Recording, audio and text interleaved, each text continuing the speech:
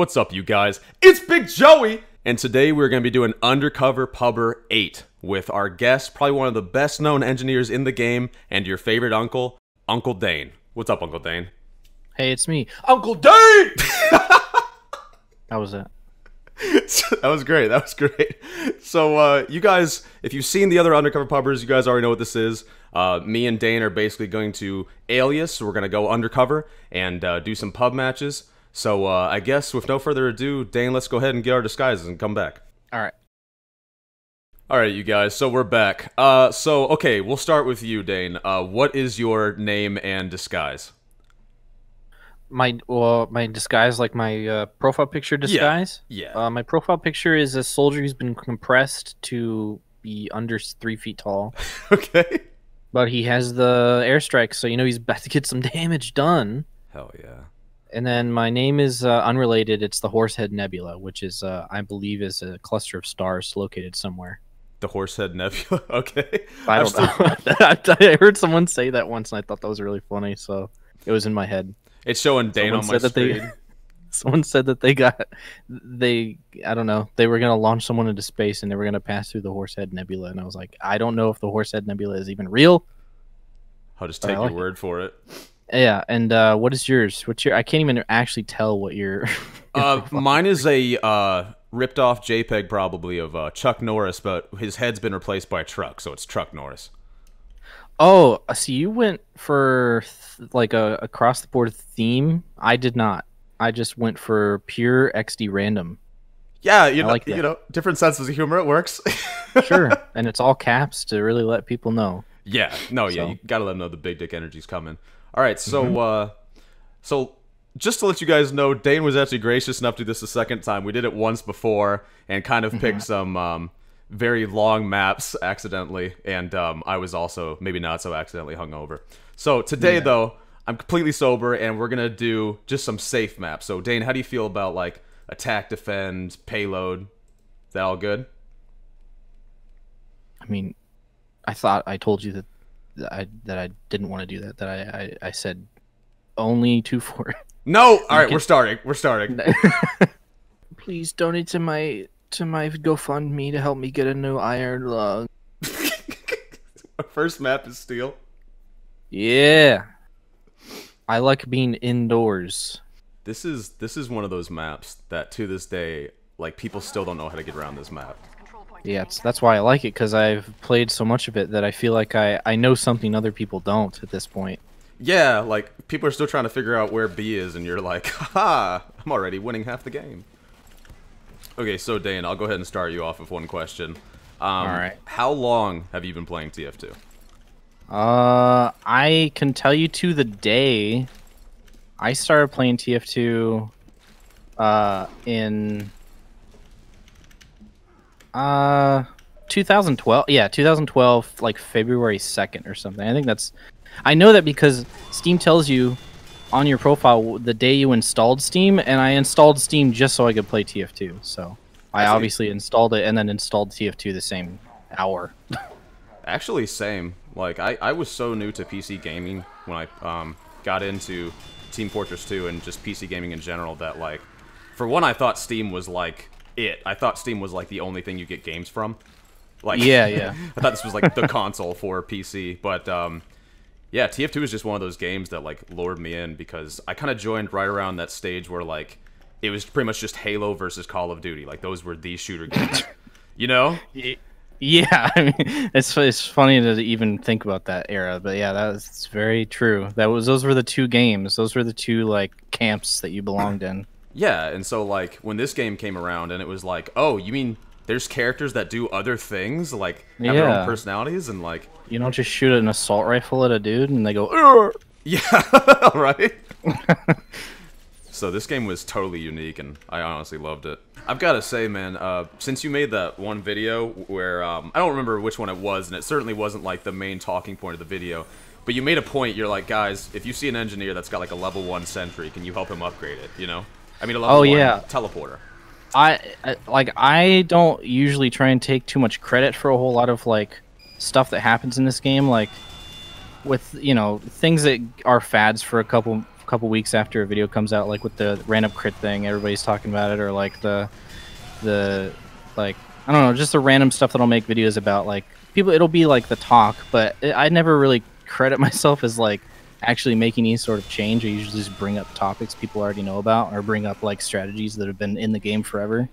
Yeah. But when it comes to that one where I told people, hey, you see some building at spawn, teleporter especially, like if you upgrade it, like it helps a lot, like, and it's really easy, and it's just something to do. Like most people just stand around twiddling their thumbs during setup time. So, and I feel like mentioning that like over the course of a few videos was enough to start something, because I mean I've been playing this game for a long time. People didn't used to do that.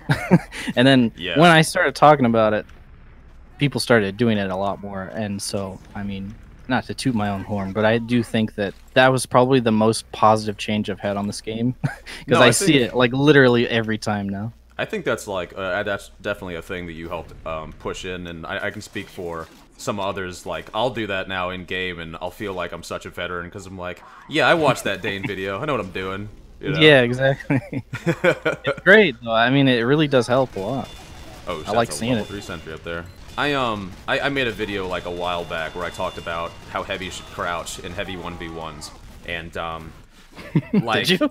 Yeah, it's called like the heavy, like how to heavy or something like that. How to heavy squat.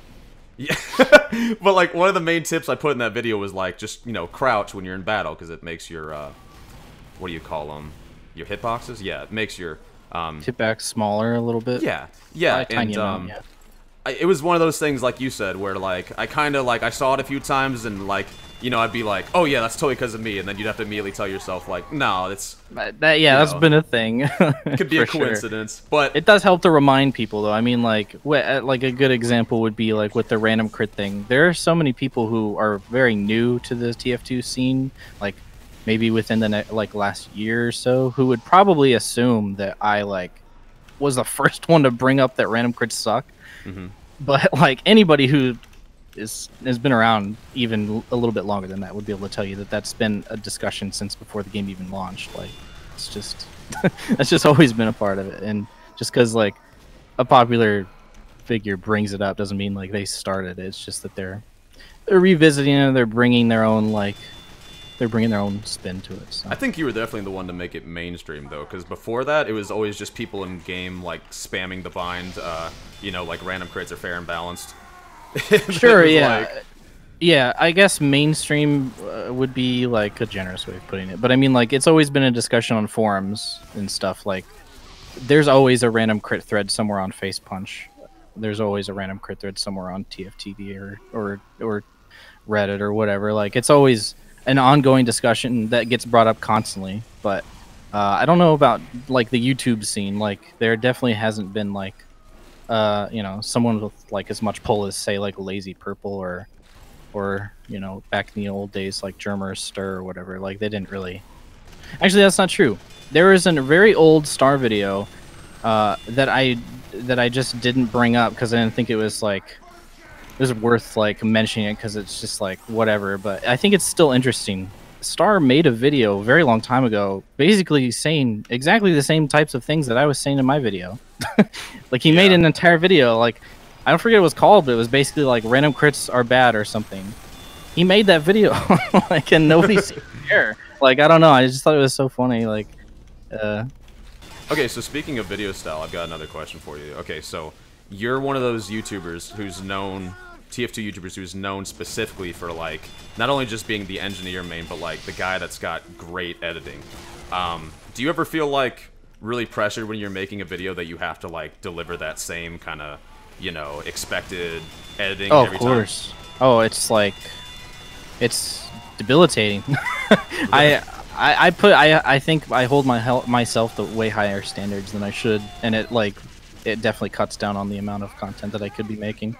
Yeah. But I think that it's probably a good thing, and I think it's gotten to the point where my audience is pretty much used to it by now. Like they expect the long drawn out process as opposed to like weekly content, which is fine. It's just that I know that if I didn't overthink things so much, then it could definitely be better. So I think that's just the only thing that bothers me, really. It's like, you sit around thinking, Paul. if I wasn't like stuck on this one script that I probably won't end up making because like I will deem it too irrelevant, or I'll deem it too like out of place for my channel or something, then like I don't even know where I'm trying to get with this, but I don't know. I get it. I'll sum it totally up. get it. Yeah, you understand. Yeah, I gotta thank you for also making it where some people know that it takes a while for some YouTubers to make a video, because me, I have a full-time job, and then I'll try to put out videos, and it's like, I can only get to it every month or 2 months, and luckily I'm not the only YouTuber that does this, so they're not all screaming at me, Yeah, and honestly, it's really easy to get into the mindset where you think, I don't know, it's so it's almost like self-centered to think that there's a group of people out there who are just refreshing your channel over and over, waiting for a new video. They're not doing that. Just they'll watch it when it comes out. People don't care. You know what I mean? I don't know. It's hard to remember that people don't think about you nearly as much as you think they do. Yeah, in general, which is nice. Which is nice sometimes. Yeah. Oh, it's great. I like that. I try and remember that as much as possible whenever I'm nervous about what people are fucking thinking about me. People don't care. they just want to watch your video when it comes out. Just take your time. It doesn't matter. Exactly. That's what I gotta tell myself literally every day. It allows you to get out. For some reason I can't remember it. It allows you to get out that better editing too, which is good. Sure. So, yeah. I mean, yeah. So we're 1-0 right now. We're doing well. Let's. Yeah. You kind of carried. You kicking ass, man. 42 kills. God damn. We had a good engineer, good teleporter spots. Let's re-lobby and see what we get. Me and this guy that I worked with, I don't know what started it, but we just started saying "oh yeah" to each other. We started going "oh yeah" like that, "oh yeah," and then over time, how things just escalate. It got to the point where every time we saw each other, after months of doing this, we would go "oh yeah" really loud, and it started irritating people. It was really funny, but we couldn't stop doing it. We're why are y'all moaning at each other? yeah, it started sounding sexual, which I think was probably what made people uncomfortable. But it was really funny, just because it was just this weird thing we just started doing. We're just oh yeah, just see some when we see something that we like, I'm I don't know, we just go oh yeah, that's cool. If I was at work and two dudes walk up to each other oh yeah, I'd be like, oh yeah. We're going to Mountain Lab. Mountain Lab. Dude, this is one of my favorite maps, I think, in the game. It's one of my favorite dogs, too. What? Yeah, that's cool, though.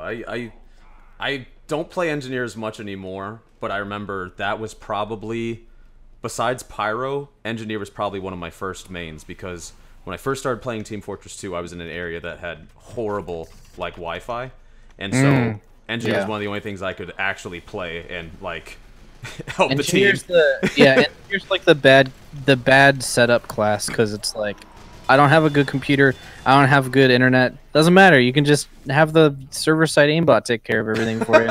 Yeah, that's what I did. It's totally acceptable. My game would freeze for 10 seconds, and I'd come back and be 5 kill streak. Hell yeah. There's I think Engineer and Spy are similar in that way, and not because Spy. I mean, obviously it's really hard to get kills as Spy, but somebody brought this up to me a while ago, and it blew my mind, because I always was really confused. Why do so many fresh install players automatically gravitate towards Spy, which is arguably one of the hardest classes to play when you're new? Why do so many people just want to play it? And I always assume it was well, maybe because it's a cool class, and it's oh, that's cool, that's epic, and it was as simple as that.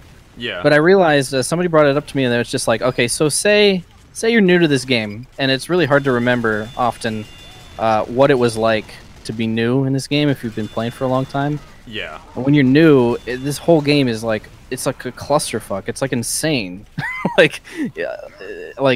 Most people who play this game for the first time don't even get one kill. They because they don't have time. They walk out of spawn, and then they're immediately just put in a meat grind. Like they just immediately get killed. Like they walk out of spawn, they get headshot. They walk out of spawn, they get crit. They're getting spawn camped, and they don't even understand the why or how or what a spawn is or what spawn camping is. And they're like, man, I want to experience this game. I want to see the rest of the map. You know what I mean? Like I haven't seen any part of this map outside of the fucking place where I spawn because they won't let me because I'm not good enough to even get that far. So the answer is you play spy, you go invisible, and now no one can shoot you. Now you can explore the map. Now you can see the rest of the game. Yeah. It's like, you know what I mean? It's that like, and Pyro was like, when you're first starting, those are like the two players that help you like learn all of the map. At least for me it was. Well, yeah. Well, with Pyro, it's like that's how you get baby's first kill for the most part, unless you can figure out engineer early on. But yeah, I feel like spy is like, okay, that's how you look at the rest of the map without getting instantly destroyed. And that's why you see, that's why when you die and you spectate your team, you see like an invisible spy in the corner just looking, because he's like, holy shit, they can't see me. This is great. Right. They're not killing me for once. That's amazing. It's sad, but I mean, that's how a lot of people have to experience this game pretty early on. Man, you want to know one of the ways that I can tell a new player instantly is when you throw down a sandwich as a heavy and they look at it like, that's a funny little cosmetic you just threw me, and they don't eat it. They just look at it and they go away. Yeah, they don't understand the concept of thrown anything. It's great. I've like yelled at medics like, please get the sandwich, and they walk around it and then they get blown up immediately, and I'm like, all right, well, we had an Uber. Oh wow, you really are playing aggressively. You passed me right now. I just did exactly what I was describing to you earlier. I ran up to a heavy who was unrevved and me, and I engaged in battle with him. Oh, and then I got random crit from across the map. Oh, I'm about there we go. My prehistoric boob, nonetheless. Let's go, Finn, bro. Stay with me, Med. I got this. I think my Med just left me to die. Oh, shit. Not good. Not good. No, they're here. They're here, and they're ready to own. Oh, well. Oh, well. There he is. I got revenge on prehistoric boob.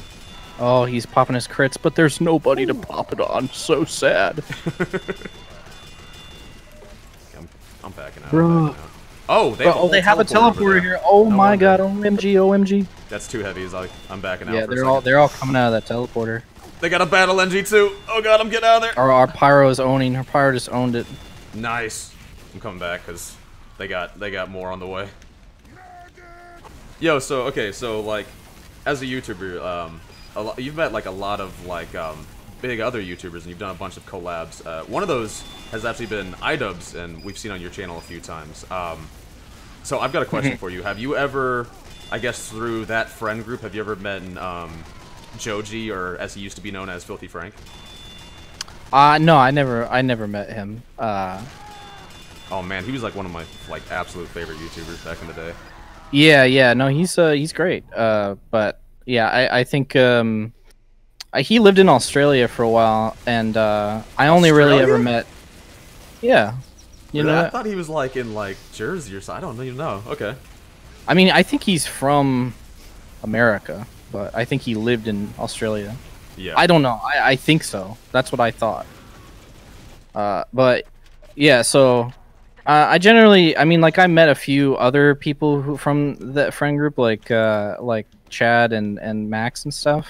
But I don't know. I think he was always been the more disconnected one, I guess. I have no idea. Yeah, he might just be the more what's the word? They're just acquaintances for the most part. I never really like had. I would consider Ian to be one of my good friends, and then the rest of them are. People you just guys that are related. Yeah, they used to hang out a lot, so it's inevitable. Okay, so would you rather just inexplicably, like, you don't have to undergo any training to be able to do this, and every time you attempt it, it succeeds. Like, you don't even have to try. It just is. It's second nature to you, almost like a godlike ability. All right. So you can either every time you go for a half-court basketball shot, you make it. No matter what you do, you can toss it granny style, you can chuck it with one hand, you can kick it. every time you do it, it goes in. Okay, Or would you rather be able to do like a spinning kick and be able to knock a soda can off of anyone's head with a spinning kick? And it hits every time. I think I would have to go with the half court shot, only because like I would just immediately just go in the NBA and be like the most infuriating player to go against. Yeah, the most overpaid, lazy person ever. Like I would just it would be annoying. Like people would be like, "Don't give that guy a ball. He's just gonna chuck it from half court." You imagine like literally like Shaq and Yao Ming themselves could gang up on you, and you'd just be like, "Whoop!"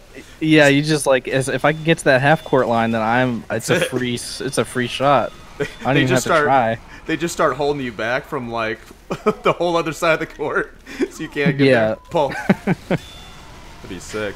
That's interesting because I actually would go for the kicking a soda can off of the guy's head. Because in my mind, and you're right, there is like a financial incentive, I guess, behind the half court shot thing. But joining the NBA and stuff, that's going to be really difficult unless you can like prove that you have this magical like inhuman ability. And I feel like that kind of like defeats the purpose of the would you rather. It's like this is intended to be like a party trick, really. Right. It's supposed to be like, what impressive thing can you do to just like blow people's minds randomly? Right. And I feel like it's much easier to set up the soda can kicking off of somebody's head trick very easily in any situation. It's like, you got a soda can, you got anything, really? I can kick it off your head easily in one go, and I'll never miss. I'll never hit you in the head. It'll be clean every time. But with the half-court shot, it's like, well, you need to be on a basketball court. Right, right. Which doesn't really happen that much. I feel like the kick off the head would be like really cool for like 2 or 3 tweets, and then it would be like, all right. Well, Everybody knows I can do it. My friend was saying it's like you could really blow people's mind, just like line 20 people up with cans on their heads and just kick every single one of them off one at a time, and people are like, what the fuck is going on? They would think that they were in some sort of weird dream. Like, that would be insane. As opposed to like a half court shot where it's just like, whoa, that's really cool, like you're really good at that. That would be sick. I'm not gonna lie, for like 20 people that would be sick. Yeah, you just keep doing it. And also, I thought it would be really funny if occasionally you would walk up to people and just place a can on their head and not tell them, and then kick it off of their head without them even noticing. That would really freak people out. They'd be like, wait, what did you just do? Did you just fucking kick a can off of my head? What the fuck? And the thing is, the thing that without even telling me? If you did that in a supermarket to somebody, like, they might get mad, but then the second thought might be, well, this man can kick, though. Well, damn. That was actually pretty sick. I don't know if this is a fight that I want to undergo right now. What? Yeah, their first expression, their first like emotion would be confusion, and then like anger, because it's like, you could have hurt me, but then they realize it's like, but he didn't. But he didn't. Shit! You guys actually pretty cool. Oh my god. He just like kicked a can off of my head before I could even react. Yeah, NBA would just be like selfish money, but like, you know, with that trick, you could make friends on the dime, man. That'd be nuts. Be like, I'm not even mad. That's amazing. You're at your wedding, so how'd you guys meet? Oh, I met her in the supermarket, put a can on her head, you know, the old 1-2. Kicked it right off of the top of her head. Didn't even scratch a hair on her head. It was amazing. This is to me, this map, I have memories on this map, and other than just being one of my favorite maps just because of how it plays and everything, this is where I got to meet 2 of my favorite YouTubers and kill them, which I know is like, when you become a YouTuber and you like see how like not really cool that is and not as impressive as you think, it kind of tells it. But this is where I met one of the first YouTubers I ever watched for TF2. He went by I think it was OMFG Ninja. He was a spy main. And he, like, single-handedly probably, like, bought me on this game. Like, I watched him do a bunch of spy gameplay, and I was like, dude, that is the coolest class. There's nothing like that in Halo. There's nothing like that in COD. I'm playing this game. And so I faced him here when I was a dirty pyro main. Like, just, I mean, when I say dirty, I mean not skilled. I mean, I was just M1 in everything. And I chased him down so well, he eventually, like, cussed and, like, got pretty upset. And I was like, oh, man. And then the other one was I met you here. And it was like, you know, somebody had made it known, that's Dane. And I remember in my head, I'm still like, you know, not a big name at the time, and I'm like, this would be so cool if I got to get this kill on Dane. For some reason, this will make me feel like a better player. And you were just not, like, being competitive at all. You jumped up on this ledge, I blasted you, and I was like, I expected this epic battle with, like, missiles everywhere and, like, this level 3 sentry in a place that I could never reach, and you just hopped up in front of me, and I was like, alright. But, I will say, you totally owned up to your name later, because I faced you, on Steel one time, and your team just rolled me. Good. It was bad. Good. Okay, so as long as you've been like doing, you know, TF2 YouTube, I'm sure you've experienced like some cool things with fans and like met people you didn't expect to meet. What would you say are some of like the top coolest moments that have come from you doing Team Fortress 2 YouTube? I don't know. I think like I can't really think of like a specific story in mind, but there have definitely been like there have definitely been moments, and most of them happened so long ago. And I have terrible memory that like I can't reliably give you like a detailed story about what happened. But I've definitely like met a lot of like really nice and great people through TF2, whether it be just like through people who just know other people. Like you can I feel like in the TF2 community it's so tight knit and so small really that you can usually do like a, you know, there's like a what is that, seven things of Kevin Bacon or whatever it's called. What is it called? Where it's like 7, you can like draw a line from any actor or any person to Kevin Bacon within like 7 like people. Like for instance, you can say like, oh, so and so is in a movie with so and so, and then so and so is in a movie with Kevin Bacon. Oh, gotcha. Okay. Yeah, and I feel like you can easily do that with anybody in the TF2 community. It's like, oh, he knows him through him, and then he knows him through somebody else, and yeah, you know what I mean. I'm so glad you put inevitably that inevitably as I got more popular, it was just inevitable that I would meet pretty much everybody in the TF2 community. I met a lot of people who I looked up to very early on. It was really awesome. So. Yeah, I don't think I was early enough in the game to have ever caught like, say, like a Muselk or like maybe even a Ray 7. It might be too late for that, but like, yeah, I got to meet a couple people I certainly wanted to meet too in this community.